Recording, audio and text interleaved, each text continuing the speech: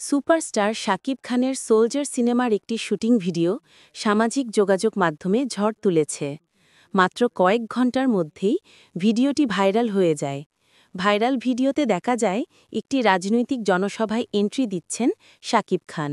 তার style, body language, screen presence সবকিছুতেই হাজির ছিল সেই পরিচিত সুপারস্টার ঝলক। এদিকে শুটিং সেটে উপস্থিত ছিলেন অভিনেত্রী তানজিন তিশা। ভিডিওতে তাকে স্পষ্টই দেখা যায়, শাকিবের অভিনয় দেখে তিনি পুরোপুরি অবাক ও মুগ্ধ।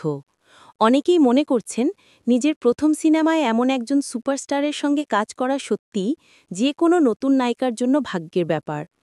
ইন্ডাস্ট্রির অনেকেই বলছেন, শাকিব খানকে নিয়ে অনেক অভিযোগ তোলা যায়, কিন্তু প্রমাণ করা যায় খুবই কঠিন।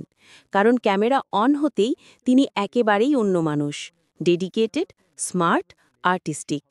ভিডিওতে শাকিবের লুক, ড্রেস আপ, অ্যাটিটিউড সবকিছুই ভক্তদের নজর কেড়েছে।